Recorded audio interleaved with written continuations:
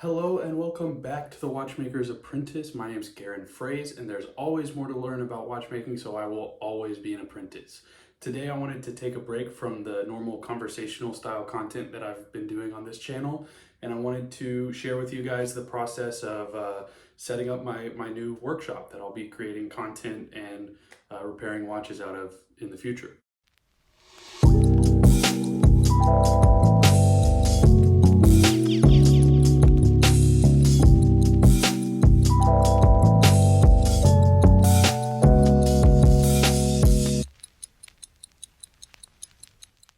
So before we get started, a couple things. I wanted to thank everyone for the support on my last video. It was huge, and I really appreciate all the comments congratulating me on the new position and this new step in my watchmaking journey. And I really look forward to sharing as much as I can with everyone. And yeah, more on that later. But for now, let's talk about the room that I'm going to be converting to my watchmaking shop. So it's kind of small. It's 9 foot by 10 foot. Not a lot of room, so I've got to be very efficient with how I set up my bench and my tools and my equipment. The other challenge I have to overcome is that it's carpeted, so I've got to figure out a way to cover out to cover up the carpet so that I don't lose parts in the fibers of the carpet. And I think I've got a solution, so I'll show you guys that process. And then one other feature of this room is we've got a north-facing natural light window. I chose the room with the north-facing window rather than a westward-facing window because in the afternoons when I'll be doing most of the work, the westward-facing window has the sun just directly in my eyes and on the workbench, and the north-facing window gives you more steady, consistent light throughout the day as the sun comes from the east to the west. So generally you want to choose a north-facing window because direct sunlight is going to it's going to kill me. It's going to hurt my eyes. It's going to heat up the workbench and just I'm going to be sweating all day if I use a westward facing window. But with a north facing window, the sun's it's indirect light, but it's still a bunch of natural light, which is great. And then yeah, it's more consistent throughout the day. So I don't really have a script or a plan for this video other than as I'm going through the process of setting up the workshop. I'm going to share my thought process with you guys so you guys have an insight into why I'm setting it up the way I am and what my thought process is behind what I'm doing. So, all right, let's go. This is part of my solution is these mats that are designed to go under a desk. And then I've got basically a really big one that's going to cover the main floor. I've got the workbench in here already. And then in the closet, I've got some more tools and equipment that's going to be scattered throughout the shop, and some other equipment that I'm looking forward to putting to good use once we're set up here.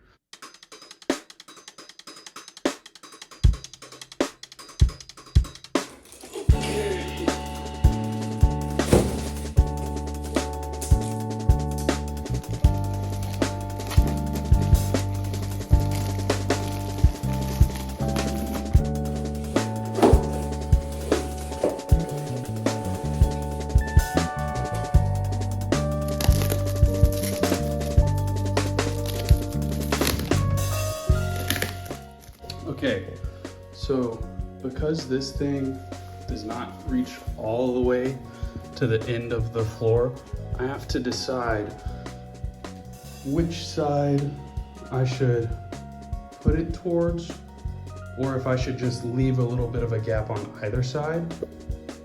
And I think I'll put it more towards this side because I'm going to use the other mats for the closet. So I think if parts fall, they'll probably fall this way. And I'd rather not have a gap between this mat and the ones in the closet. So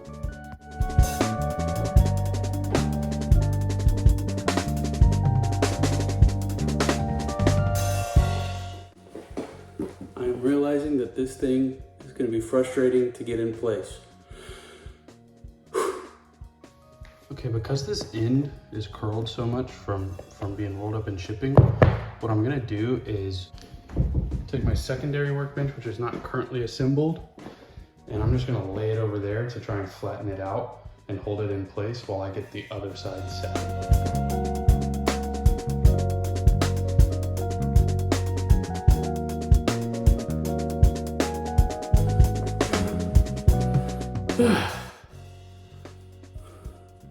Who knew getting the carpet protector installed was going to be the hardest part of this day?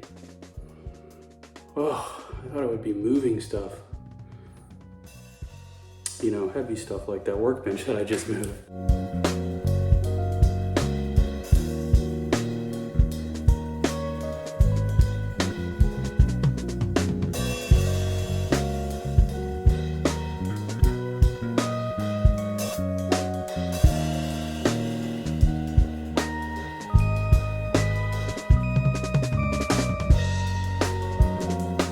Now that the frame is rebuilt, I've got to clean it because it's been, for the last year or so, it's been used as my dad's scuba diving workbench in his garage.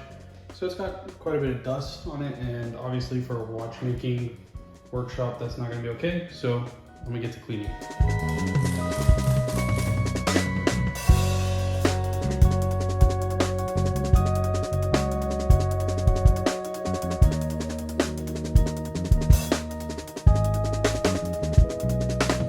Okay, now that the frame is assembled and it's cleaned and everything, I'm gonna go ahead and install the tabletop and show you guys that process as well.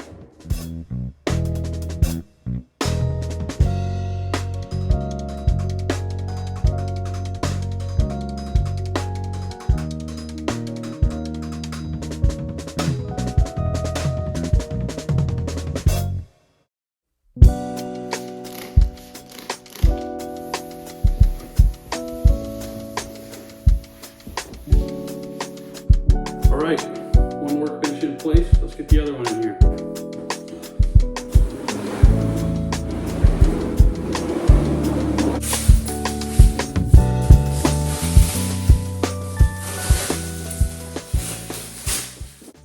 This workbench actually holds a really special place in my heart. It's over 100 years old. I don't know exactly how old, but it's really old, and the previous owner of the workbench had passed, and his daughter gifted it to me because she knew I was a watchmaker, and it had 3 or 4 layers of paint on it that just didn't look great.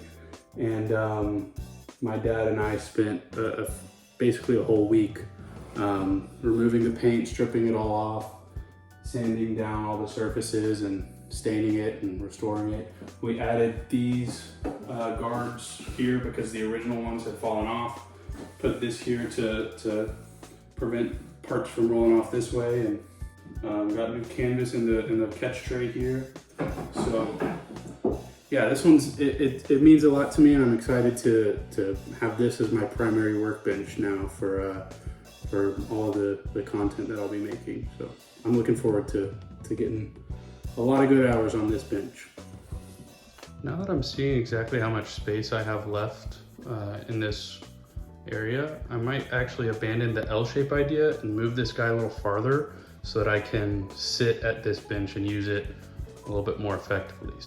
Okay, I moved the workbench over 2 or 3 feet, and now I've got nice access to the entirety of this workbench, and I can still open this secondary closet door if I need to, but it won't open all the way, but that's fine because I've got 2 doors.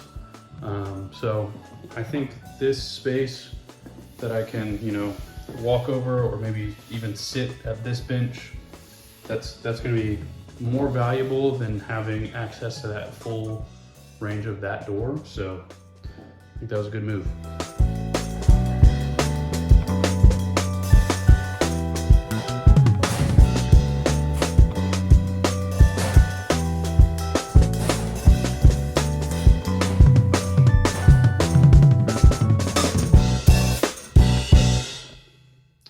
Here we've got the Craftsman toolboxes right next to the Craftsman bench, and then that's about the amount of space that that the shelves are going to take up.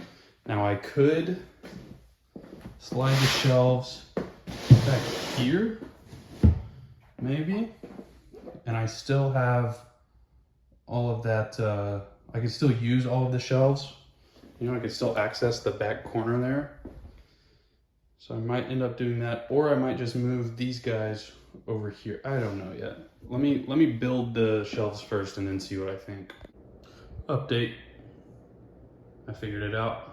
Got the shelves built, and this is the current layout of the shop.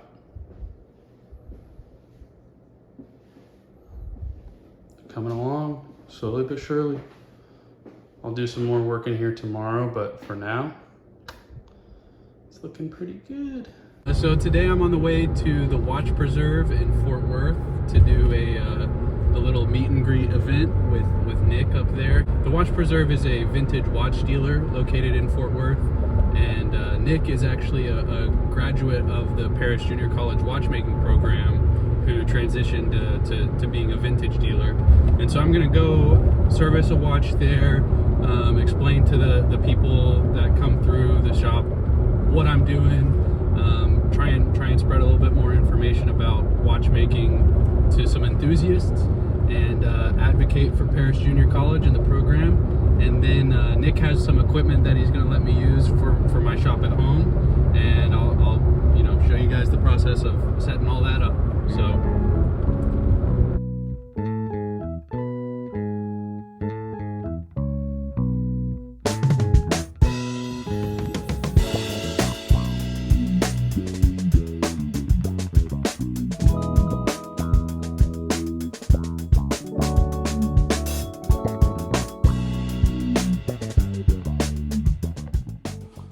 Alright, so I got back from the community meetup at the Watch Preserve a couple days ago. It was pretty late, so I didn't show the unloading process of getting all this new equipment in here.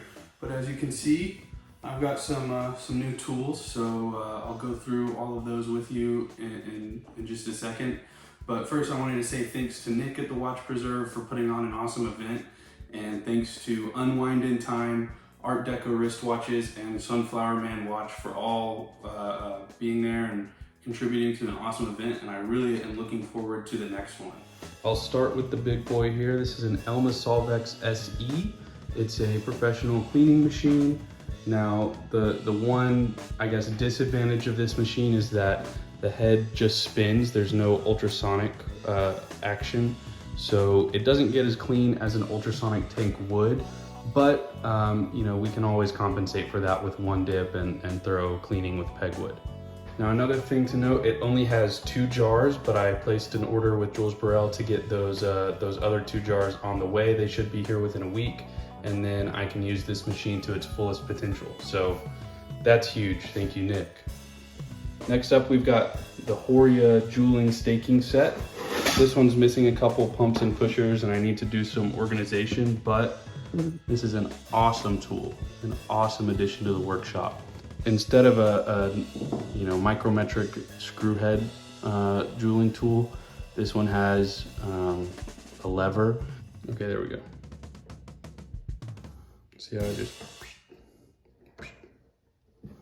bada bing, bada boom. This one also comes with a staking set, which is great. Hugely important piece of equipment in a workshop. You can use this to replace balance staffs, rivet pinions and wheels together, reinstall posts, and there's no limit to what you can do with this and a good set of skills. So this whole set is awesome. I'm happy to have it in the workshop, and I'm gonna put it to good use. Next up, we've got the escapement meter and heater. So this is used to adjust pallet forks.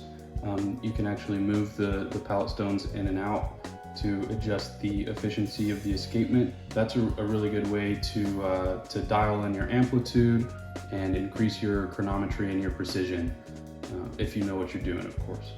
You place the meter on top of the heater, it heats up, and then that little circle in the middle there is conductive, so that heats up and melts the shellac on the stones, and then you can adjust the depth of the stones. So this is a really great thing to have in the workshop. And of course, you can't regulate a watch without a timing machine. So we've got the WATCHMAKING Chronoscope S1, and this microphone has been damaged. The spring inside is not working anymore. There's no tension on this guy. So I've got the kit to replace it, and I'm gonna do that right now and make a little Instagram video out of it. So I won't show that in this video, but go check it out on Instagram if you wanna see that process. That's what I picked up yesterday at the Watch Preserve, and all this is gonna go a long way towards making this workshop a good, efficient place for me to do watchmaking and create content out of. So I'm really grateful to Nick and the team over there for hooking me up with all this great equipment, and I can't wait to put it to good use.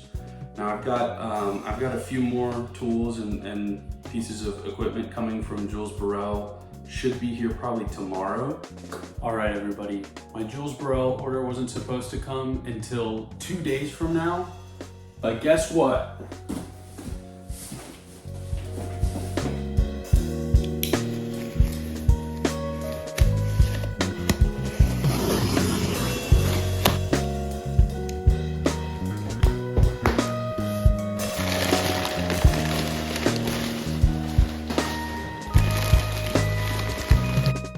Let's unbox this sucker one by one.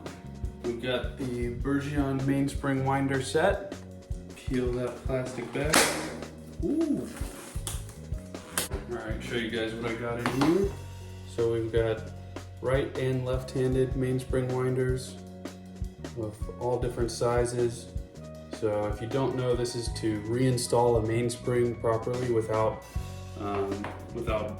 damaging the shape. Or when you wind them in by hand, you can scratch the rim of the barrel. So each of these winders fits into either the right or left-handed handle here, and then you know wind the mainspring up, and then you can use this little button on the end to push it into the barrel.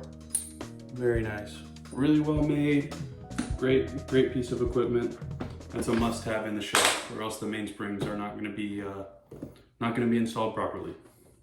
Next, case opening press, the big boy.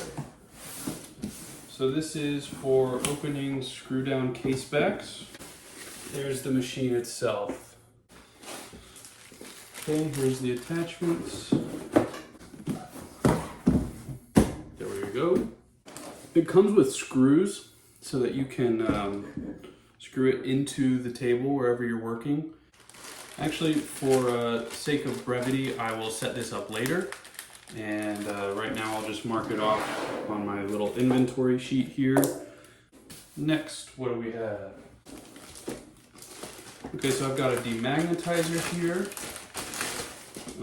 I wanted to get the Elma anti-mag, but that one is like $250, $300, and the price tag of this order was getting up there. So I went ahead and just got a traditional coil demagnetizer. So this will certainly do the job, and it's also good for if I want to demonstrate what happens when a watch becomes magnetized. You can actually use this one to magnetize a watch as well. So I think it's a good addition to the workshop, even if I do want to upgrade to the Elma anti-mag or a Tesla scope or something that can also test the magnetism level as well as demagnetize in the future. But for now, this will definitely do the trick. And as I work in the shop and get more money, more tools, you know. But next we've got my screwdriver set. I went with the standard stainless steel set of 10 from Bergeon. At Haltom's, I used the knurled set, and that was nice because they're all the same. They're all the same diameter, and you can also use the torque drums to set the torque. The only problem is that set is $1,000, and this one is, I think, let me see. Yeah, this one's $225. So it's much more affordable, and they definitely are high quality tools. They're well made, so I'm looking forward to setting this up and getting some good use out of these screwdrivers. So I also got a few more of these stacking parts trays. These are great. I use them all the time, so can never have enough of these. So I just grabbed 4 more of them. add them to my collection. And there we go. I'll go ahead and set those on the bench. Here we have a nice dust cover, acrylic dust cover. This is great to have. It's not as long as the one I had at Altum's. The one I had at Altum's was a little longer, but this will certainly do the trick. I don't think I'll need, because I won't be working on 3 watches in sequence like I was at Altum's. I'll be more focused on 1 watch at a time. So I think this smaller dust cover will be great.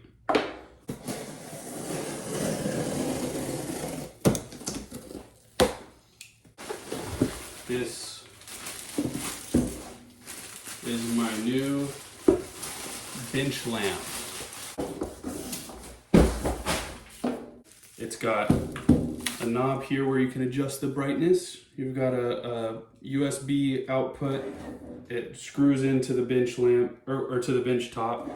And what I really like about it, other than the price, because it's only $250, which is incredible for a bench lamp of this quality. The other thing I like about it is the way that this light is actually shaped. You get light coming at an arc, whereas the Waldman lamp that I got at Haltom's, arguably it's a better lamp because it produces better light, but it was just flat, and then there was a visor kind of on top and on bottom of the LED strip, so you didn't get as much coverage, but the light was better, so to speak, if that makes sense. The watchmakers among the audience will understand what I mean, but because this is rounded, it's got better coverage of the working surface. So this is a really great lamp for $250. If you're looking to build a workshop and you need a lamp, and you're looking at the Waldmans and they're like $1,000 and that seems crazy, this bad boy is great.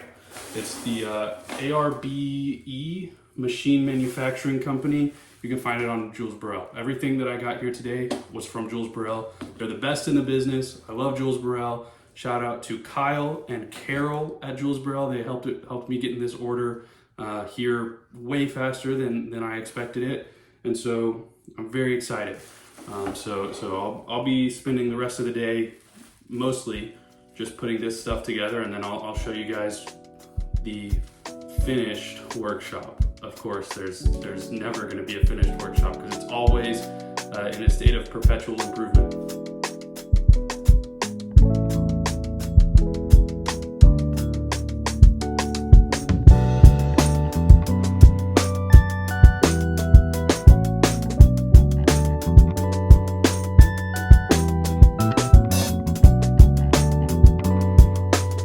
That's where we're at right now. Obviously, there's still a long way to go. I've got a lot of work to do, but we've got the skeleton of my future workshop set up. So I'm really excited with the progress. This has been like, I think 2 or 3 days of actually being in this room working that I've gotten it to this point. So, I mean, a week from now, a month from now, it's gonna look totally different.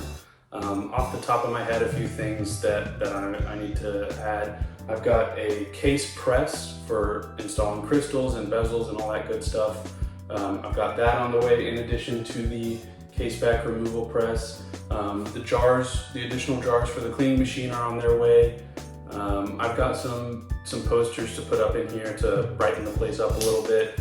I'm also going to use this top shelf here for my Lego collection to give some more personality to this space. And as I find time to rebuild all my Lego sets, they'll find their way up there. But for now, I've got the basics. I've got what I need to service watches, and particularly vintage. Like I said, that's going to be my focus, and I can't wait to make more content for you guys, and I hope you all follow along. So if you've made it this far in the video, thanks for the support. Leave a like, leave a comment, do all those YouTube things, subscribe, and what really helps the channel out is if you share it to someone else who you think will enjoy this video. Check the description below for links to my Instagram and the Instagrams of the other wonderful contributors to the community meetup that I was at the other day. And yeah, thanks for watching. Appreciate it.